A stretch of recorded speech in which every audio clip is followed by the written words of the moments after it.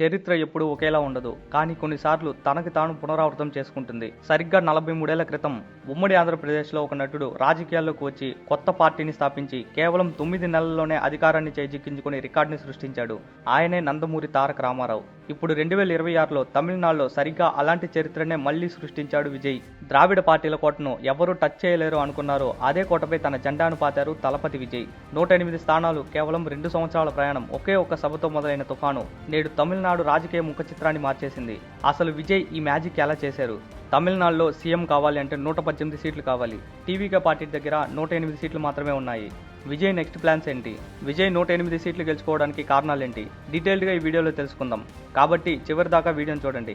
నా ఎక్స్ప్లెనేషన్ నచ్చితే సబ్స్క్రైబ్ చేసి సపోర్ట్ చేయండి. టీవీకే ఇంతటి ఘన విజయం వెనుక విజయ్ పర్సనల్ లైఫ్లోనూ పొలిటికల్ లైఫ్లోనూ చాలా కష్టాలు ఎదుర్కొన్నారు. ముఖ్యంగా సెప్టెంబర్ 27, 2025 విజయ్ కరూర్లో భారీ బహిరంగ సభని నిర్వహించారు. ఆ సభలో ఎవ్వరూ ఊహించని విధంగా తొక్కిసలాట జరిగింది. ఆ తొక్కిసలాటలో 41 మంది చనిపోయారు, 100 మందికి పైగా గాయపడ్డారు. ఈ ట్రాజడీని ప్రత్యర్థి పార్టీలు డీఎంకే, ఏడీఎంకే వాళ్ళకి అడ్వాంటేజ్గా మార్చుకోవాలని విజయ్ పైన విమర్శలు చేశాయి. క్రౌడ్ని మేనేజ్ చేయలేకపోయిన వాడు సీఎం ఎలా అవుతాడని విమర్శించారు. కానీ అదే తలపతి విజయ్ తమిళనాడులో ఇప్పుడు జెండా ఎగరేశాడు. జనవరి 9, 2026 సంక్రాంతి పండుగ సందర్భంగా విజయ్ ఆఖరి సినిమా జననాయకన్ రిలీజ్ అవ్వాలి. కానీ సినిమాని రిలీజ్ చేయకుండా ఆపేశారు. ఈ సినిమాలో ప్రస్తుత రాజకీయ వ్యవస్థను, ఉచిత పథకాలను విమర్శించే డైలాగులు బలంగా ఉన్నాయని సెన్సార్ బోర్డు అభిప్రాయపడింది. ఎగ్జామింగ్ కమిటీ యూబీఏ సర్టిఫికేట్ ఇచ్చి రిలీజ్ చేయాలి అని చెప్పిన బోర్డు చైర్మన్ మాత్రం రివైజింగ్ కమిటీ వేశారు. దీనివల్ల విడుదల ఆలస్యమైంది. అప్పటికే తమిళనాడు ప్రజలకి అందరికీ అర్థమైంది ఈ సినిమాని ఎలాగైనా రిలీజ్ చేయకుండా ఆపేస్తారని. కానీ కొన్ని రోజుల క్రితమే మొత్తం సినిమా లీక్ అయిపోయింది. తన సినిమాని రిలీజ్ చేయకుండా లీక్ చేసినా సరే వాటన్నింటినీ తట్టుకుని తమిళనాడులో ద్రావిడ పార్టీలని ఎదిరించి నిలబడ్డాడు. ఫిబ్రవరి 5, 2026 విజయ్ భార్య సంగీత స్వర్ణలింగం చెంగల్పట్టు ఫ్యామిలీ కోర్టులో విడాకులు కావాలని పిటిషన్ వేశారు. దాదాపు 27 ఏళ్ల వివాహ బంధం తర్వాత ఈ నిర్ణయం తీసుకోవడం, అది ఎలక్షన్స్ దగ్గర వస్తున్న టైంలో తీసుకోవడం అందరినీ ఆశ్చర్యపరిచింది. ప్రత్యర్థి పార్టీలు డీఎంకే, ఏడీఎంకే విజయ్ వ్యక్తిగత జీవితాన్ని కూడా రాజకీయంగా వాడుకున్నారు. ముఖ్యంగా కుటుంబ బాధ్యతలను నెరవేర్చిన వ్యక్తి ప్రజా బాధ్యతలను ఎలా చేపడతాడు అని విమర్శలు చేశారు. ఇలా తన పొలిటికల్ లైఫ్లోనూ పర్సనల్ లైఫ్లోనూ వచ్చిన అన్ని కష్టాల్ని ఎదుర్కొని నిలబడి తమిళనాడులో జెండా ఎగరేశాడు. విజయ్ టీవీకే పార్టీ 108 స్థానాల్లో విజయం సాధించి హిస్టరీ క్రియేట్ చేయడానికి వెనుక బలమైన కారణాలు ఉన్నాయి. యువత మరియు కొత్త ఓటర్ల ప్రభంజనం. తమిళనాడులో దాదాపుగా 20% యూత్ ఓటర్స్ ఉన్నారు. వాళ్ళందరూ మార్పును కోరుకున్నారు. డీఎంకే, ఏడీఎంకే పార్టీల వారసత్వ రాజకీయాలకు భిన్నంగా విజయ్ ఒక ఫ్రెష్ ఫేస్ గా కనిపించారు. మొదటిసారిగా ఓటు వేసే యువత దాదాపుగా ఏకపక్షంగా విజయ్ టీవీకే పార్టీకే ఓటు వేశారు. ద్రావిడ పార్టీల వ్యతిరేకత. గత దశాబ్దాలుగా మారుతూ వస్తున్న డీఎంకే, ఏడీఎంకే పాలనపై సామాన్య ప్రజల్లో ఒక రకమైన విరక్తి పుట్టింది. అవినీతి ఆరోపణలు, కుటుంబ రాజకీయాల వల్ల విసిగిపోయిన ఓటర్లు టీవీకే ఒక బలమైన పార్టీ అని భావించి ఓటు వేశారు. విజయ్ రాజకీయాల్లోకి రాకముందే తన అభిమాన సంఘాలను విజయ్ మక్కల్ ఇయక్కం సేవా సంస్థలుగా మార్చి గత కొన్నేళ్లుగా ప్రజలకు సేవ చేస్తున్నారు. స్టూడెంట్స్ కి అవార్డు ఇవ్వడం, ఉచిత కోచింగ్ సెంటర్లను నడపడం ద్వారా విద్యార్థుల తల్లిదండ్రులు మనసు గెలుచుకున్నారు.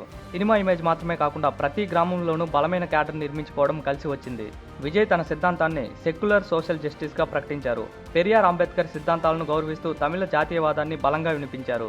అటు ద్రావిడ పార్టీలకు వ్యతిరేకంగా ఉన్న ఓటర్లను, అలాగే బీజేపీ లాంటి పార్టీలకు వ్యతిరేకంగా ఉన్న ఓటర్లను ఆకర్షించారు. మహిళా ఓటర్ల మద్దతు. విజయ్ తన మేనిఫెస్టోలో మహిళలకు నెలకు 2500 నగలు బదిలీ మరియు ఉచిత గ్యాస్ సిలిండర్లు వంటి హామీలు ఇవ్వడం మహిళా ఓటర్లను ఆకట్టుకుంది. అలాగే సినిమాల ద్వారా ఉన్న ఫ్యాన్ బేస్ లో మహిళల సంఖ్య ఎక్కువగా ఉండడం విజయ్ టీవీకే పార్టీకి భారీ ఓట్లు కురిపించాయి. అయితే తమిళనాడు మ్యాజిక్ ఫిగర్ 118 సీట్లు అందుకోవడానికి టీవీకేకి ఇంకా 10 సీట్లు అవసరం. ఈ నేపథ్యంలో విజయ్ నెక్స్ట్ ప్లాన్స్ ఏంటి? చిన్న పార్టీల మద్దతు. ప్రస్తుతం కాంగ్రెస్ 5 సీట్లు, పీఎంకే 4 సీట్లు గెలుచుకున్నారు. ఈ పార్టీలతో చర్చలు జరిపే అవకాశం ఉంటుంది. కాంగ్రెస్ ఇప్పటికే టీవీకేకి సానుకూలంగా మద్దతు ఇస్తున్నట్లు వార్తలు వస్తున్నాయి. ఇతర పార్టీలు తమ ఎమ్మెల్యేలను మార్చకుండా ఉండేందుకు గెలిచిన అభ్యర్థులందరినీ చెన్నైలోని పార్టీ ప్రధాన కార్యాలయం నుండి రిసార్ట్లకు తరలించే ఆలోచనలో విజయ్ ఉన్నట్లు తెలుస్తుంది. ఇది ఏమైనా సరే 99.9% విజయ్ నెక్స్ట్ సీఎం అవుతాడు. మిగతా 0.1% ఎందుకంటే రాజకీయాల్లో ఎప్పుడు ఏమైనా జరగచ్చు. ఎప్పుడూ లేని విధంగా డీఎంకే, ఏడీఎంకే కలిసి గవర్నమెంట్ ని ఫామ్ చేయొచ్చు. అలా జరగడం దాదాపు అసాధ్యం, కానీ ఛాన్స్ అయితే ఉంది. విజయ్కి 108 సీట్లు మాత్రమే ఉన్నాయి. ఎవరు టీవీకే పార్టీలో జాయిన్ అవ్వలేదు. ఏ పార్టీకి మ్యాజిక్ ఫిగర్ 118 సీట్లు రాలేదు. ఇలాంటి పరిస్థితుల్లో తమిళనాడులో ప్రెసిడెంట్ రూల్ వస్తుంది. కొన్ని రోజుల తర్వాత మళ్ళీ రీ ఎలక్షన్స్ జరుగుతాయి. కాకపోతే ఇవన్నీ జరగడానికి చాలా తక్కువ అవకాశాలు ఉన్నాయి. పోలింగ్ తర్వాత వచ్చిన ఎగ్జిట్ పోల్స్ లో కూడా డీఎంకే మాత్రమే గెలుస్తుందని చాలా ఎగ్జిట్ పోల్స్ చెప్పాయి. కానీ ఒక్క యాక్సిస్ మై ఇండియా మాత్రం టీవీకేకి ఎక్కువగా మెజారిటీ సీట్స్ వచ్చే అవకాశం ఉందని రిజల్ట్స్ ని పోస్ట్ చేసింది. ఇక్కడ ముఖ్యంగా మనం మాట్లాడుకోవాల్సిన విషయం, డీఎంకే కంచుకోట బద్దలైంది. తమిళనాడు రాజకీయ చరిత్రలో ఒక సిట్టింగ్ ముఖ్యమంత్రి ఓడిపోవడం చాలా అరుదు.